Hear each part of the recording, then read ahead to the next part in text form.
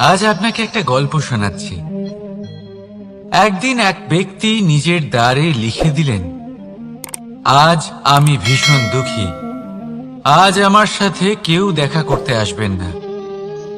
কিছুক্ষণ পরে তার এক বন্ধু এলো। সে সেই লেখা পড়ল, তাও গিয়ে তার সাথে দেখা করল। সে বলল, আমি লেখাপড়া জানি না, কিন্তু আমার বন্ধুর মনের এই বেদনা, এটা আমাকে সবসময় ডাক দেয়। এরাই হলো আসল বন্ধু। কোনো কারণে আপনি যদি দুঃখ পান, কোনো সমস্যার সমাধান না বের করতে পারেন, এই সংসার থেকে আলাদা হয়ে যেতে চান, তাও এই বন্ধু আপনার সাথেই থাকবে। সমস্যার সমাধান না দিতে পারলেও আপনার সম্বল হয়ে অবশ্যই থাকবে। হয়তো আপনার দুঃখ কম করতে পারবে না, কিন্তু আশার আলো অবশ্যই দেখাবে। যখন আপনি সংসারের থেকে আলাদা হয়ে যান, তখনও আপনার সাথে যুক্ত থাকে আপনার এই বন্ধু, আসল বন্ধু। এবারে আমরা মানুষেরা বড়ই বিচিত্র। তারা সব সময় যে কোনো জিনিসের মাহাত্ম্য দুবার বুঝতে পারে। এক, তা পাওয়ার আগে। দুই, তা হারাবার পরে। এবারে ঠিক এরকমই আমাদের বন্ধুরাও হয়। যদি আজ আপনার বন্ধুরা আপনার সাথে থাকে, তাদের প্রতি কৃতজ্ঞ থাকুন, তাদের প্রসন্ন রাখুন, তাদের মাহাত্ম্য বুঝুন। কারণ একবার আপনি এদের হারালে, অনুতাপ করলেও আর এদের ফেরত পাবেন না। তাই ভালোবাসুন, বন্ধুত্ব বজায় রাখুন, আর আমার সাথে প্রসন্ন হয়ে বলুন, রাধা রাধা।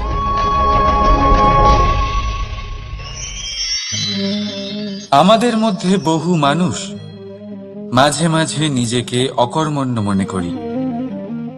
ভেবে নিই যে এত চেষ্টা করার পরেও কিছুই পেলাম না, আর হয়তো পরেও কিছুই পাব না।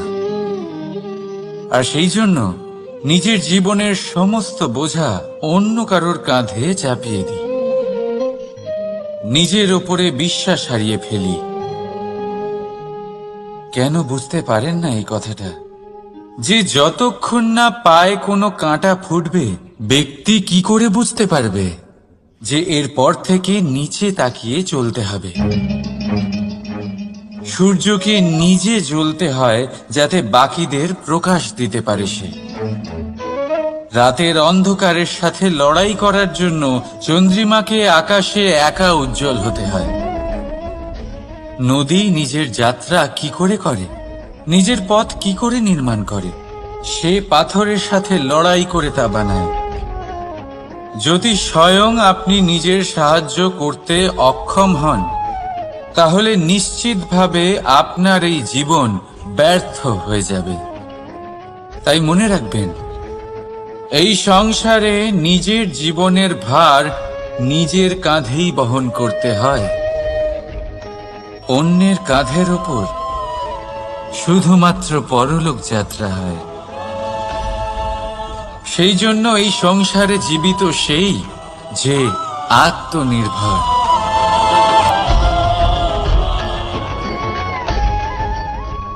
রাধা রাধা। সময়, কথায় বলে সময়ের পূর্বে কিছুই হয় না। প্রতিটা ঘটনার একটা সময় থাকে। সময়ের আগে না সূর্যোদয় হয় আর না সূর্যাস্ত হয়।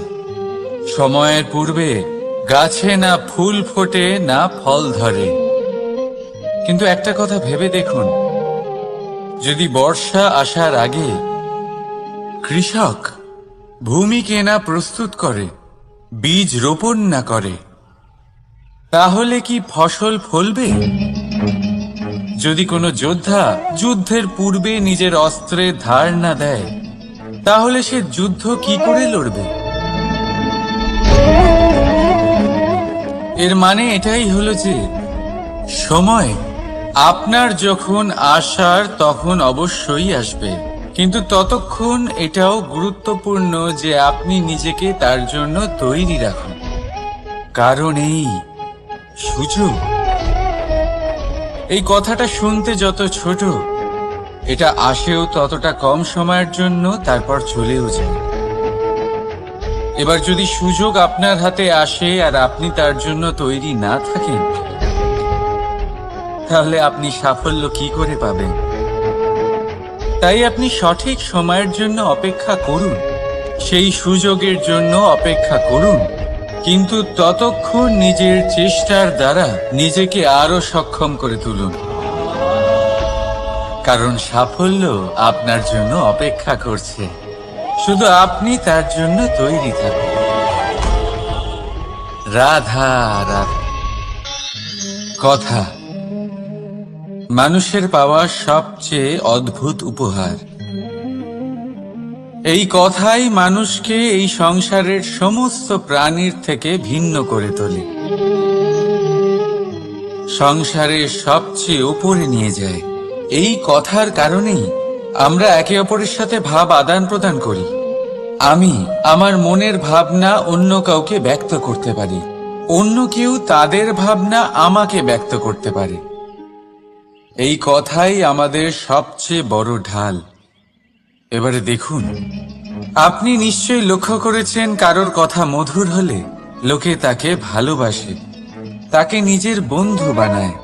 সেইভাবেই যদি কারোর কথা কঠোর হয়, তাহলে লোকে তাকে ঘৃণা করে, তাকে নিজের শত্রু মনে করে। এই কথাই ভাষা হয়ে আমাদের ইতিহাস রচনা করে। তবে আমরা কি সত্যি বাণীর বিষয়ে অতটাই ভাবি যতটা আমাদের ভাবা উচিত? ভেবে দেখুন, মানুষের কথা বলতে শিখতে কত সময় লাগে। কোনো বালক 1.5 বছর বয়সে কথা বলতে শেখে, কেউ 2 বছরে, কেউ 3।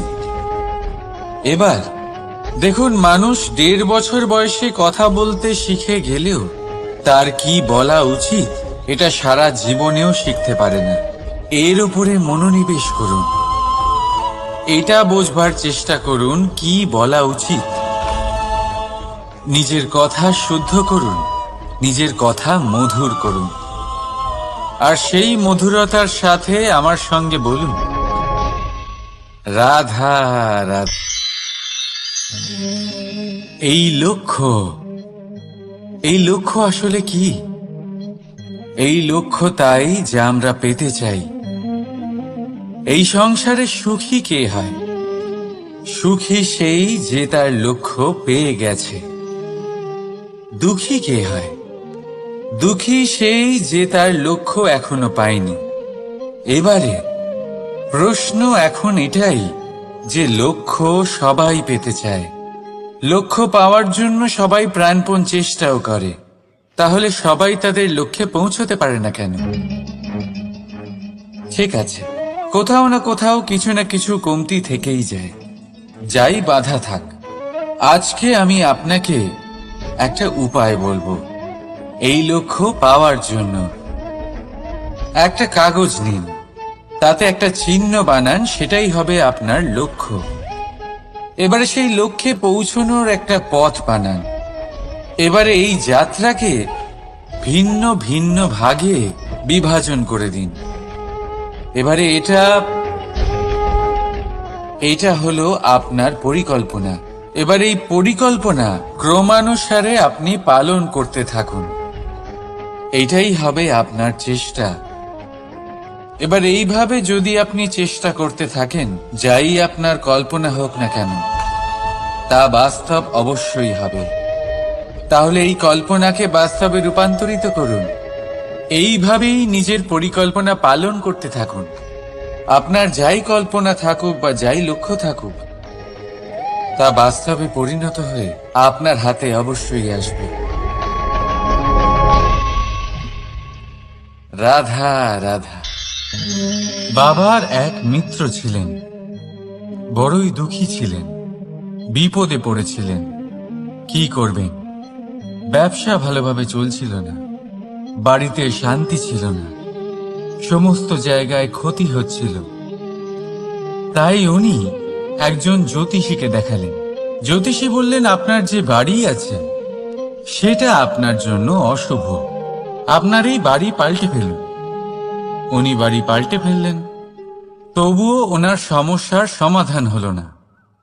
তারপর একজন জ্ঞানী ব্যক্তি ওনাকে বললেন যে আপনার জামা কাপড়ের যে রং সেটা বিপদকে আমন্ত্রণ জানাচ্ছে, এই জামা কাপড়গুলিকে পাল্টে ফেলুন। উনি সেগুলো পাল্টে ফেললেন, তাও সমস্যার সমাধান হলো না। আবার একজন জ্ঞানী ব্যক্তি বললেন যে আপনার আশেপাশে যে মানুষজন রয়েছে তারা এটা চায় না যে আপনি সফল হন, তারা আপনার ক্ষতি চায়, তাদের সাথে সমস্ত সম্পর্ক ভেঙে ফেলুন। তো উনি সম্পর্ক ভেঙে ফেললেন, কিন্তু তাতেও ওনার জীবনে কোনো পরিবর্তন এলো না। তার মানে তিনি বাড়ি পাল্টালেন, জামা কাপড় পাল্টালেন, সম্পর্ক পাল্টালেন, যেটা পাল্টালেন না তা হলো স্বভাব। এই যে স্বভাব, এটা অত্যন্ত গুরুত্বপূর্ণ। এই স্বভাবই আপনার ব্যক্তিত্ব তৈরি করে। তাই নিজের স্বভাব শুধরে ফেলুন, তাতে ভালো পরিবর্তন আনুন, সবকিছু ভালোই হবে। রাধা রাধা। ক্রোধ। লোকে বলে যে এই ক্রোধ পাপেরই মূল, কিন্তু সত্যি কি এই ক্রোধ পাপের মূল? একটু ভেবে দেখুন, এই ক্রোধ বাস্তবে আসলে কি? এই ক্রোধ একটা অনুভূতি যা আপনার মধ্যে হঠাৎই অসীমিত তেজ সঞ্চালন করে। এবারে আমি আপনাকে কিছু উদাহরণ দিচ্ছি যাতে আপনি বুঝতে পারেন যে ক্রোধ আপনার জন্য ভালো কি না। যদি কারোর সাথে অন্যায় হয় আর এটা দেখে আপনার ক্রোধ হয়, আর এই ক্রোধ আপনাকে তার সাহায্য করতে প্রেরণা যোগায়, তাহলে এই ক্রোধ অবশ্যই ভালো। যদি কোথাও আপনি দেখেন যে কোনো নারীর উপরে অত্যাচার হচ্ছে আর সেটা দেখে আপনার ক্রোধ হয়, আর এই ক্রোধ আপনাকে তার সাহায্য করতে সাহস যোগায়, তাহলে এই ক্রোধ অবশ্যই ভালো। যদি এই সংসারে কোথাও আপনি কোনো অনৈতিক কাজ বা ছলনা দেখেন আর আপনার তাতে ক্রোধ না হয়, কিছুই অনুভব করেন না, তাহলে এটা কাপুরুষতা। তার মানে এটাই যে আপনি আপনার মনুষ্যত্ব হারিয়ে ফেলেছেন। তাই এটা বোঝার চেষ্টা করুন, আপনার ক্রোধের তেজের ব্যবহারের ওপরে নির্ভরশীল হলো এই ক্রোধ আপনার জন্য পাপের সমান, নাকি এই ক্রোধ আপনার জন্য পুণ্যের স্থাপক। রাধা রাধা। মোহ। শাস্ত্রে লেখা আছে যে মোহ শুধু সেই ব্যক্তিকেই নয়, বরং সেই আরেক ব্যক্তিকেও বিনাশ করে দেয় যার ওপরে সেই মোহ আছে। এবারে লোকে কি করেন, এই শাস্ত্রে লেখা কথাগুলি শুধু শাব্দিক অর্থে নেন। এই মোহ, দেখুন, এটা শুভ হতে পারে, শুধু এর রূপ ভিন্ন ভিন্ন হয়, এটা ভালো করে বুঝতে হবে। এবারে মোহ যদি কোনো বস্তুর উপরে থাকে তাহলে তা লালসা হয়ে যায়। মোহ কোনো বিশেষ ব্যক্তির উপরে হয়ে গেলে তা প্রেম নয়, আকর্ষণ হয়ে যায়। মোহ কোনো চাহিদার উপরে হয়ে গেলে তা বাসনা হয়ে যায়। মোহ বিজয়ের উপরে হয়ে গেলে তা কুণ্ঠা হয়ে যায়। মোহ নিজের সংস্কৃতির উপরে হলে আপনাকে সংস্কৃতির রক্ষক বানায়। যদি এই মোহ নিজের গুণের উপরে হয় তাহলে সেই শিল্প দ্বারা আপনি এই সংসারে অদ্ভুত সব কাজ করতে পারবেন।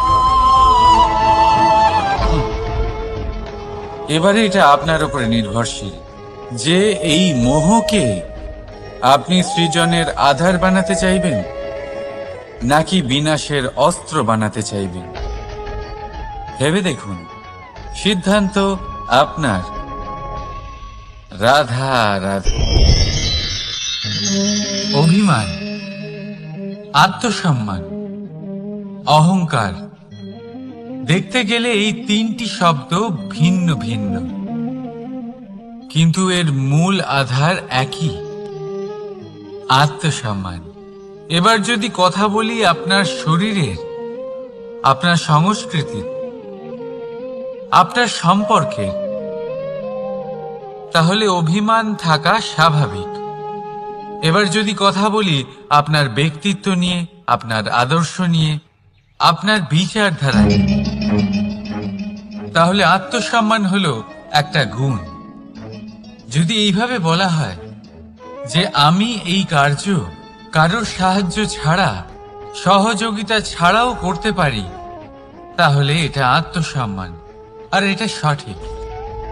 যদি এভাবে বলা হয় যে আমি এই কার্য কারোর সাহায্য ছাড়াই বা কারোর সহযোগিতা ছাড়াই করে ফেলেছি, তাহলে এটা অভিমান, এটাও সঠিক। কিন্তু এই কার্য শুধুমাত্র আমিই করতে পারি আর কেউ নয়, এটা অহংকার। তাহলে এই শব্দ এবং তার অর্থ বোঝার চেষ্টা করুন। জীবন ধারণের এক নতুন পথ খুঁজে পাবে। রাধা রাধা। সংসারে প্রত্যেক ব্যক্তি কোনো না কোনো রূপে ঈশ্বরকে মানে। কেউ মূর্তি রূপে, তো কেউ তত্ত্ব রূপে, কেউ ভাবনা রূপে, আবার কেউ স্বভাব রূপে। কেউ নিজের মধ্যে পরমাত্মা খোঁজে, আবার কেউ অন্যের মধ্যে। কারোর কাছে জ্ঞানই পরমাত্মা। সংসারে প্রত্যেক মানুষই কোনো না কোনো রূপে তার ঈশ্বরকে পেয়েই যান। কিন্তু একটা কথা বলবো, ঈশ্বর প্রথমেই নিজের একটা স্বরূপ পৃথিবীতে আপনার কাছে পাঠিয়ে দিয়েছেন। সেই স্বরূপ হল আপনার মাতা, আপনার মা। সেই মা যিনি আপনাকে জন্ম দিয়েছেন, আপনাকে বাঁচতে শিখিয়েছেন, আপনাকে সংস্কার দিয়েছেন।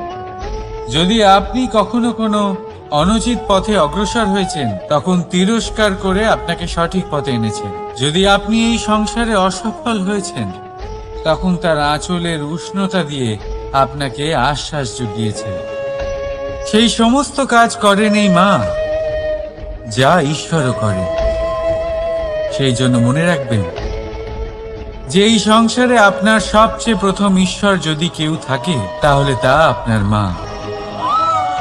প্রত্যেক প্রতিমাতেই ঈশ্বর নাই থাকতে পারে, কিন্তু প্রত্যেক মায়ের মধ্যে ঈশ্বর অবশ্যই থাকে। রাধা রাধা। আপনি নিশ্চয়ই দেখে থাকবেন যে প্রদীপের নিচে অন্ধকার থাকে। যে প্রদীপ সংসারকে আলোকিত করে, সেই প্রদীপের নিচেই অন্ধকার। এবারে অনেক মানুষ আছে যারা এই বিষয়টা এইভাবে দেখে যে ব্যক্তি নিজের সমস্যার সমাধান করতে পারে না, আর গোটা সংসারকে উপদেশ দেয়। কিন্তু এটা দেখার আরো একটা দৃষ্টিভঙ্গি আছে, আর সেটা হচ্ছে যে স্বয়ং জ্বলে সংসারকে আলোকিত শুধু সেই করতে পারে যা রাধার বড়ই শীতল হয়। এই সংসারের পথপ্রদর্শক সেই হতে পারে, এই সংসারকে দিশা সেই দেখাতে পারে যার মধ্যে সন্তোষ আর ধৈর্য শক্তি আছে। এবারে দেখুন, এটা অত্যন্ত গুরুত্বপূর্ণ বিষয় যে বিবেক তখনই কাজ করে যখন মন শান্ত থাকে, যখন মন শীতল থাকে। তাই যদি আপনি এই জীবনে কোনো বড় কর্ম করতে চান, তাহলে সর্বপ্রথম আপনার এই মনকে, এই বিবেককে, এই হৃদয়কে, এই আধারকে, এই ভূমিকে শীতল রাখতে শিখুন। ধৈর্য ধরুন। সংসারে এমন কিছু নেই যা আপনি করতে পারবেন না। রাধা রাধা। এই প্রদীপ দেখতে পাচ্ছেন আপনি? নিজেও জ্বলে আর এই বাতিকেও জ্বালিয়ে রাখে, আর এই সংসারকে প্রদান করে প্রকাশ। অন্ধকারাচ্ছন্ন ব্যক্তিকে প্রদান করে আশার আলো। কিন্তু এটা কখনো ভাবে না যে সেই মাটি কেমন হবে যা দিয়ে এটা তৈরি করা হয়েছে, সেই কুমোর কেমন হবে যে একে আকার দিয়েছে। ভাবে না যে একে কিনেছে তার বাড়ি কেমন হবে, তা কতটা সুসজ্জিত। কিচ্ছু নয়, শুধু এই সংসারকে প্রকাশ প্রদান করে। আর হয়তো সেই জন্যই প্রদীপকে এত ভালোবাসা হয়। সে নিজের বা অন্যের বাড়ি দেখে কখনোই জ্বলে না, সে জ্বলে শুধু অন্ধকারের সাথে লড়াই করতে। তাই আপনিও নিজের ব্যবহার এই প্রদীপের মতো করে তুলুন। নিজের পরিচয় সরিয়ে নিঃস্বার্থভাবে কর্ম করে যান, আর নিজের জন্য এক নতুন, এক বিশাল, এক অদ্ভুত পরিচয় তৈরি করুন। রাধা রাধা। এই সংসারে প্রত্যেক ব্যক্তি বড় কিছু করতে চায়, এমন কিছু যা এই সংসারে কেউ আগে কখনো করেনি। এমন জায়গায় পৌঁছতে চায় যেখানে এর আগে কেউ কখনো পৌঁছতে পারেনি। আর কেউ এতে সফলতা অর্জন করে। কিন্তু কিছু মানুষ অসফল হয় কেন? এটাই আমার প্রশ্ন। না তো তাদের ইচ্ছেতে কোনো কমতি থাকে, না কমতি থাকে তাদের চেষ্টায়। তাহলে কেন এরা পিছিয়ে পড়ে? এর উত্তর বড়ই সরল। এই সংসার আপনাদের বলি কিভাবে। আপনারা সকলে সংসারে মহান কাজ করতে চান, সেই মান, সেই সম্মান পেতে চান যা এর আগে কেউ কখনো পায়নি। কিন্তু আপনার সমস্যা এটাও যে এই কাজে সংসার আপনার সাথে থাকছে না। বড়ই অদ্ভুত ব্যাপার। দেখুন, ভুলে যান গোটা সংসারকে, জীবনে একা একা এগিয়ে চলুন। গঙ্গোত্রী থেকে যখন একটি জলের ফোঁটা বেরোয় তখন সেটা শুধু এক বিন্দু জল। তারপরে যখন সে তার যাত্রা শুরু করে অন্য জলের ফোঁটার সাথে মিশে, তখন সে স্রোতে পরিণত হয়, গঙ্গাতে পরিণত হয়। যদি আপনি জীবনে এগোতে চান তাহলে একলা এগোতে শিখুন। নির্ভীক হয়ে, সাহসের সাথে, ধনাত্মক চিন্তা নিয়ে জীবনে এগিয়ে চলুন, একা এগিয়ে চলুন। আর দেখবেন সেই মান, সেই সম্মান আপনার জন্যই অপেক্ষা করে আছে। রাধা রাধা। কর্ম। মানুষ সর্বদা কর্ম করতে থাকে, আর এই কর্মের জন্যই সে মান, সম্মান, ধন, প্রতিষ্ঠা লাভ করে। এবার মানুষ সবসময় চেষ্টা করে যাতে সে ভালো কর্ম করে যায়। তাহলে আপনাকে বলি, শুধু ভালো কর্ম করাই আবশ্যক নয়, তার থেকে বেশি জরুরি হলো এই খারাপ কর্মকে বোঝা আর তার থেকে দূরে থাকা। কারণ যখনই আপনি কোনো সঠিক কাজ করেন বা ভালো কাজ করেন, কেউ তা মনে রাখে না। কিন্তু এই সংসারে বিষয়টা হলো এরকম, আপনি একটা খারাপ কর্ম করুন আর সেটা সবার মনে থাকে। এই খারাপ কর্ম কাজলের এক কৌটোর মতো হয়, আপনি যতই চেষ্টা করুন বাঁচিয়ে ব্যবহার করার, কিন্তু এই কালিমা কোথাও না কোথাও অবশ্যই লেগে থাকে। সেই জন্য জীবনে ভালো কর্ম অবশ্যই করুন, কিন্তু তার থেকেও বেশি জরুরি হলো এই খারাপ কর্মের থেকে দূরত্ব বজায় রাখা। আর এটা অবশ্যই করব। রাধা রাধা। সংসারে সমস্ত জায়গায় এই ব্যবসা চলতে থাকে। কিছু পাওয়ার জন্য কিছু দিতে হয়, লাভের জন্য কিছু বিনিয়োগ করতে হয়। যদি কারোর অনুভূতি জানতে হয়, তাহলে নিজের অনুভূতিকে ব্যয় করতেই হবে। এবার দেখুন না, কারোর আসল চেহারা যদি জানতে হয়, তাকে স্বাধীনতা দিয়ে দেখুন। যদি কারোর মনের শুদ্ধতা জানতে হয়, তাহলে তাকে ঋণ দিন। যদি কারোর গুণ জানতে হয়, তাহলে তার সাথে একসঙ্গে বসে ভোজন করুন। যদি কারোর ধৈর্যের পরীক্ষা নিতে হয়, তাহলে তাকে তার প্রিয় কাজ করতে বারণ করে দেখুন। যদি কারোর ভালো দিক জানতে হয়, তাহলে তার থেকে পরামর্শ নিয়ে দেখুন। এক অনুভূতির বদলে অন্য এক অনুভূতি বিনিময় করতে হয়। কিন্তু এই সংসারে একটাই এমন অনুভূতি আছে, যেটা দেখার জন্য, যেটা পাওয়ার জন্য আপনাকেও ঠিক সেই অনুভূতিটাই দিতে হবে। আর সেটা হলো প্রেম। যদি কারোর ভালোবাসা দেখতে হয়, তাহলে তাকে নিঃস্বার্থ ভালোবাসা দিন। যদি কারোর থেকে ভালোবাসা পেতে চান, তাহলে তাকে নিঃস্বার্থ পরিশুদ্ধ ভালোবাসা দিন। রাধা রাধা।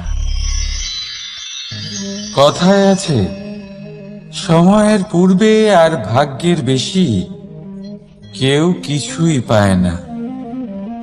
এবার এর মানে কি এটাই যে আপনি শুধুমাত্র সময়ের অপেক্ষা করবেন, সবকিছু নিজের ভাগ্যের উপর আর কপালের উপরে ছেড়ে দেবেন, নিজে কিছুই করবেন না? যদি আপনি এরকম করেন, তাহলে আপনি একটা বস্তু অবশ্যই পাবেন: নিরাশা, অসফলতা।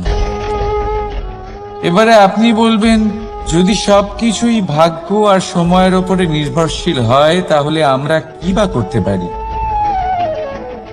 করতে পারেন চেষ্টা, পরিশ্রম। এই চেষ্টাই আপনার জীবনে সেই সময়কে আপনার কাছে টেনে নিয়ে আসে, সেই সময়ে যার অপেক্ষা আপনি করছেন। আর এই ভাগ্য তার সামনেই নত হয়, যে সর্বদা পরিশ্রম করতে থাকে। রাধা রাধা। এই পদ্ম ফুল দেখতে পাচ্ছেন? এর অভ্যেস হলো জলস্তরের ওপরে ভাসা। সেই জন্য জলাশয়ের জলস্তর যখন বৃদ্ধি পায়, এই যে ফুলের কাণ্ড দেখছেন, সেটাও বাড়তে থাকে, যাতে এই ফুল জলস্তরের উপরে থাকে। কিন্তু যখন সেই জলাশয়ে জলস্তর নামতে থাকে, সেই কাণ্ড নিজেকে ছোট করতে পারে না, আর এই ফুল নিজের ভারে নিজেই ভেঙে পড়ে। এবার এটা আমাদের সাথেও হয়। সময়ের সাথে আমরা জীবনে যত সাফল্য পাই, আমাদের জীবনের স্তর বাড়তে থাকে।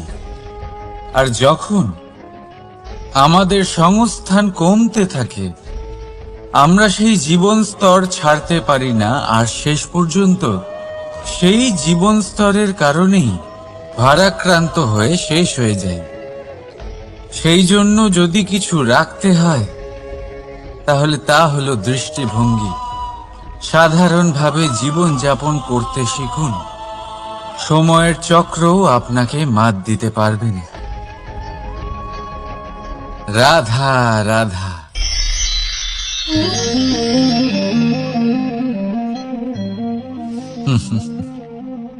সময়, এই সময় না কোনো ব্যক্তি, না জীব, না বস্তু, তাও সময় জীবিত থাকে। এই সময় না জল, না অগ্নি, আর না বায়ু, কিন্তু তাও আমাদের জীবনের আধার এই সময়। দেখতে গেলে মানুষ এই সময়ের হাতের খেলনা। কখনো আমাদের সময় ভালো হয়, আবার কখনো খারাপ। কেউ সময় আসার প্রতীক্ষা করে, আবার কেউ সময় যাওয়ার প্রতীক্ষা করে, কিন্তু এই সময় কারোর হাতে ধরা দেয় না। এই সময় যা কেউ দেখতে পায় না, এটা সবাইকে সবকিছু দেখিয়ে যায়। দেখিয়ে যায় যে আপনকে আর পরকে, আমাদের শুভাকাঙ্ক্ষীকে আর ক্ষতিকে চায়, আমাদের মিত্রকে আর আমাদের শত্রুকে। এই সময় আপনাকে দেখায় যে আপনি কতটা শক্তিশালী, সেই সময় আপনাকে দেখিয়ে যাবে আপনি কতটা দুর্বল। এই সময় সব কিছু দেখিয়ে যায়। তাই এই সময় যা এতটা শক্তিশালী, তা আমরা নষ্ট কেন করি? ভেবে দেখুন। এবারে উঠুন আর এই সময়ের সম্পূর্ণ ব্যবহার করুন। এই সময়ের সদ্ব্যবহার করুন, কারণ এই সময়কে ব্যবহার করাটাই আপনার হাতে রয়েছে, আর কিচ্ছু না। আর এই সময় একবার বয়ে গেলে তখন যাই করুন না কেন, কখনো ফেরত আসবে না। সময়ের সদ্ব্যবহার করুন আর সবার মধ্যে আনন্দ ছড়ান। আর আসুন আমার সাথে ভালোবেসে বলুন, রাধা রাধা।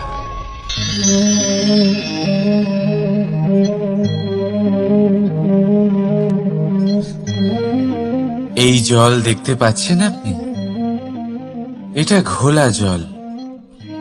এতে ময়লা মিশে আছে, কিন্তু যদি আপনি এটা কিছুক্ষণ এমনি ফেলে রাখেন, তাহলে দেখবেন এই ময়লা আপনা থেকেই নিচে থিতিয়ে পড়বে।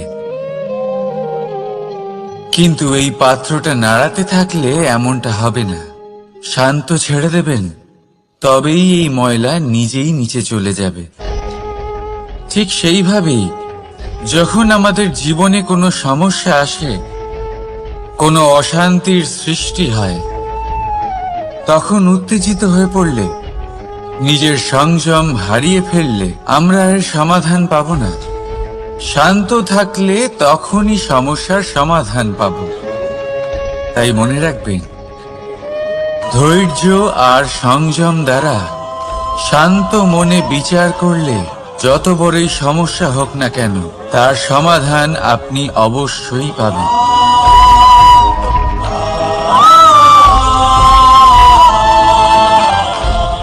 কারণ অশান্তির সমাধান শুধুমাত্র শান্তি।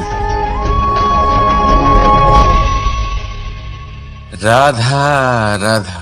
প্রজাপতি আকাশে উড়ে বেড়ায়, সে সুন্দর ফুলের রস আস্বাদন করে, উন্মুক্ত উড়ে বেড়ায়, কিন্তু তারও বিপদ কম কিছু নেই। যেমন হলো পতঙ্গ, জন্তু। এই প্রজাপতিকে নিজের আহার করে নেয়, তাকে এদের থেকে সাবধানে থাকতে হয়। সত্য হলো এটাই যে এই প্রজাপতি ততদিনই সুরক্ষিত থাকে যতদিন এদের পাখনা বৃদ্ধি পায় না।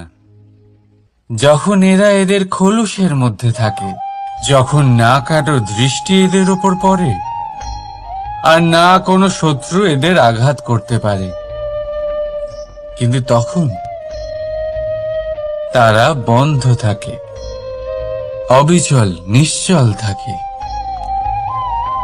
এই সুন্দর সংসার দেখার জন্য, এই সুন্দর আকাশ পাওয়ার জন্য তাকে তার সুরক্ষা ক্ষেত্র থেকে বাইরে বেরিয়ে আসতেই হয়। আর এটাই জীবনের নিয়ম। মানুষের সাথেও ঠিক এরকমই হয়।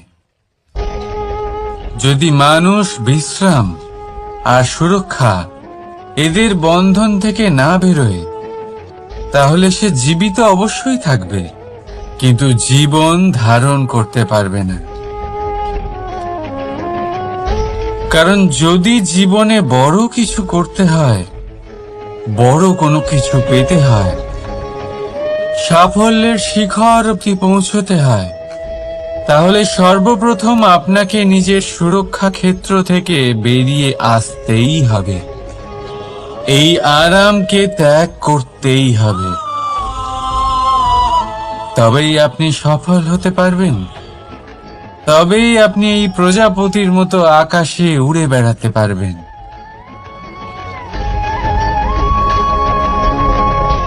রাধা রাধা। কখনো ভেবে দেখেছেন আমরা জিহ্বার সাথে সাথে কান কেন পেয়েছি? এবার আপনি বলবেন, এ তো সহজ কথা, যাতে আমরা কথা বলার সাথে সাথে শুনতেও শিখি। এবারের আরো একটা গুরুত্ব আছে। আগে আমাকে বলুন, নিজের প্রশংসা শুনতে কার না ভালো লাগে? সবারই ভালো লাগে।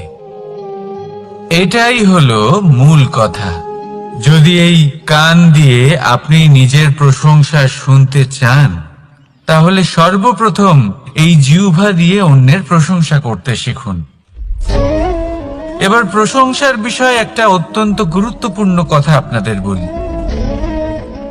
কখনো যদি কারোর প্রশংসা আপনি করেন, তাহলে সবার আগে সেই ব্যক্তির উৎসাহ বেড়ে যায়। আর তারপর নিজে যদি ভেবে দেখেন, তাহলে নিজের মনেও সন্তুষ্টি আর প্রশান্তি চলে আসে। আর একবার যদি এই মন প্রশান্তিতে ভরে যায়, তারপরে কেউ প্রশংসা করুক বা না করুক,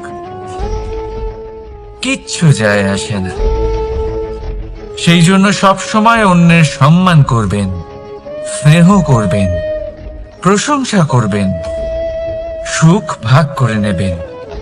যার মধ্যে যেটা ভালো আছে তা বলুন, তাকে মনে করান তিনিও ভালো, তার উৎসাহ বাড়িয়ে তুলুন। তিনি জীবনে সামনে এগোবেন, আর এই ব্রহ্মাণ্ড আপনাকে কখনো পিছিয়ে থাকতে দেবে না। রাধা রাধা। সত্য এবং অসত্য দুটোর মধ্যে পার্থক্য কি আছে? পার্থক্য হলো অ অক্ষরটার। এবার অ দিয়ে হতে পারে আরম্ভ, অ দিয়ে হতে পারে অন্ত। সত্য হলো সেটা যেখানে সমস্ত পথের আরম্ভ হয়। অসত্য সেটা যেখানে সমস্ত পথের শেষ হয়। এবার এরা চলতে হয়তো পারে না, কিন্তু তাও ছাপ রেখেই যায়। সত্য সেই ছাপ রেখে যায় যা একটা উজ্জ্বল উৎকৃষ্ট উদাহরণ হতে পারে, আর অসত্য সেই উদাহরণ তৈরি করে যা একটা কলঙ্কিত ইতিহাস তৈরি করে। এখন আপনি আগামী সময়ের জন্য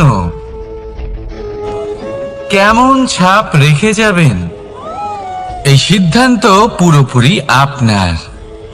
রাধা রাধা। চলুন একটা প্রশ্ন করি। কোন মানুষকে জিজ্ঞাসা করবেন যে সে মূর্খ, অলস, বিবেকহীন, অসফল, এইসব বিশেষণ দিয়ে নিজেকে পরিচিত করতে চাইবে? না। কাউকে জিজ্ঞাসা করুন, আপনি কি মূর্খ? না। আপনি কি অসফল হয়েছেন? না। আপনি কি বিবেকহীন? না। এবার বলুন, আপনি জীবনে মূর্খ ও বিবেকহীন হবার জন্য কোনো ভালো পরিকল্পনা বানিয়েছেন? উত্তর পাবেন না। কারণ কোনো পরিকল্পনা বানানো হয় না যাতে আপনি মূর্খ বা অসফল হন।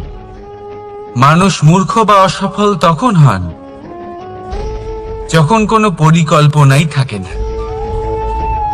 দেখুন, একটাই ছোট জীবন, তাকে স্থির করুন যাতে অনেক বেশি সংখ্যক মানুষকে আপনি জুড়ে রাখতে পারেন, অনেক বেশি শান্তি পেতে পারেন, অধিকতর সাফল্য লাভ করতে পারেন, বেশিরভাগ মানুষের পথপ্রদর্শক হয়ে তাদের মঙ্গল করতে পারেন।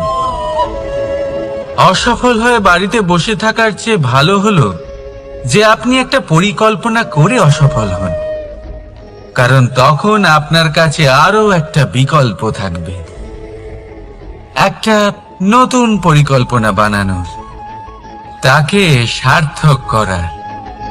কারণ এমন কোনো পরিকল্পনা তো অবশ্যই থাকবে যা আপনাকে আপনার লক্ষ্যে পৌঁছে দেবে, তাই তো? রাধা রাধা।